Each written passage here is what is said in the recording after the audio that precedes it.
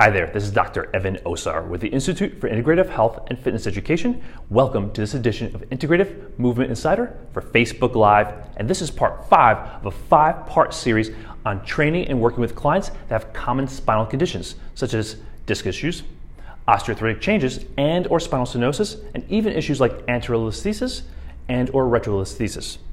Because your role as a health and fitness professional is to help your clients identify their non-optimal and inefficient posture and movement habits that are contributing to chronic discomfort, tightness, and or inability to perform at the levels your client needs and or wants.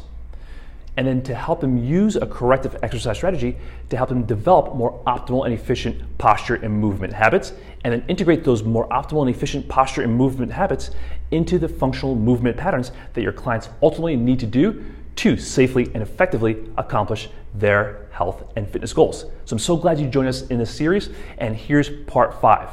Remember in parts 1 through 3, I shared with you the 3 secrets, which are really the 3 strategies to helping your clients develop a more optimal and efficient core stabilization strategy.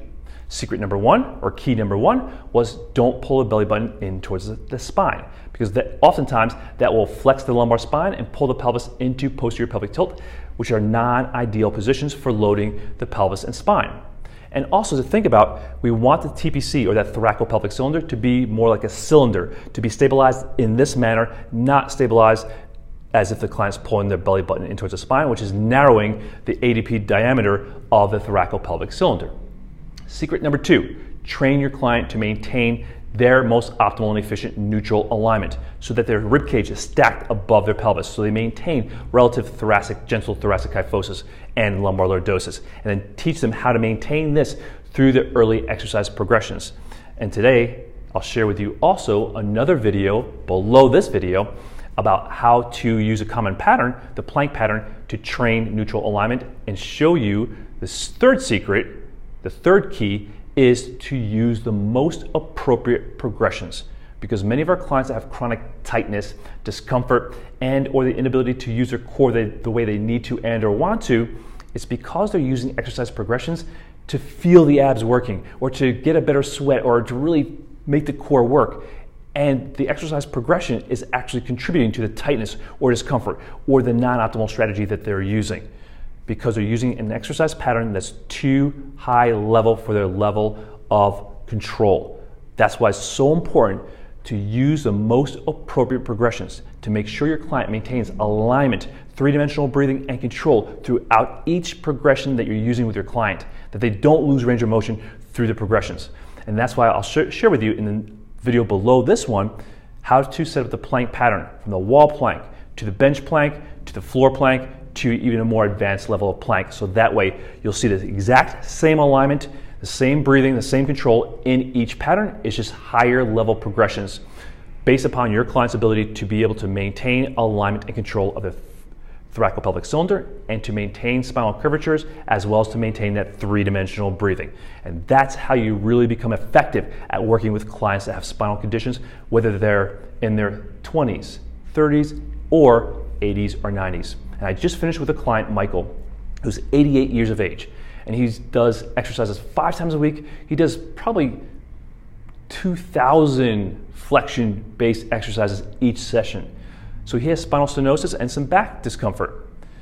He looks great. He's in great shape for an 88-year-old. He's very mobile, active. However, he's got chronic low back discomfort. So what I had to teach him is how to use a more optimal and efficient strategy for controlling neutral alignment, how to breathe to get his ribcage to come back down and be controlled, how not to create these flexion biased patterns, crunches, sit-ups, leg lifts, Pilates roll-ups, and hundreds that don't teach the client how to maintain ribcage and pelvis alignment. And this is not a knock on Pilates, because lots of great Pilates instructors use their principles and use the progressions appropriately. It's for the individuals that are not watching how the client is controlling their ribcage and pelvis, and for the clients that shouldn't be doing excessive flexion biased exercises. So we shared with him the very exact information that we're sharing with you in this series.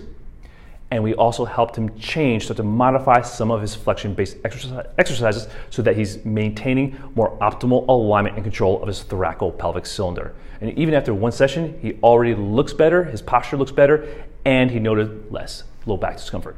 And the good thing is, his wife is actually a Pilates instructor and is helping him with these progressions and is also introducing him to some Pilates principles and exercises as well. So this information is pertinent because it can be plugged right into all the programs that you're already using with success, which is really why we share the integrative movement system and this process with you on Facebook Live, as well as our website, IIHFE, as well as our YouTube and Instagram pages.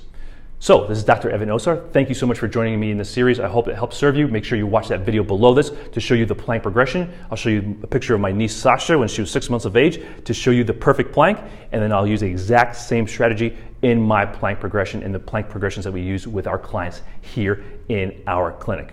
Also, quick reminder, on Friday we're doing our end of year release of our complete conditioning for the shoulder 2.0, for the knee and ankle foot, as well as for the female core. We're taking you through the entire integrative movement system, the assessments, the corrective exercise strategies to create more optimal and efficient posture and movement habits, and then how to integrate these into the most effective patterns for the shoulder, for the knee and ankle foot complex, as well as for the female core, so that you can really be that specialist that your clients need and want and attract more individuals that need, want, and will pay you for your expertise. So stay tuned. That's on this Friday, 24 hours only.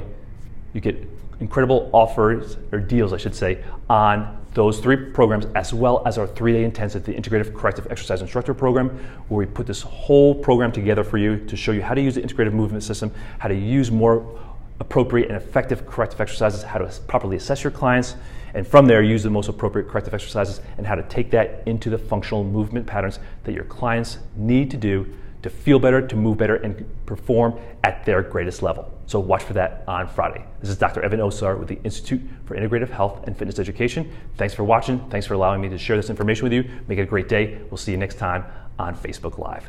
Take care.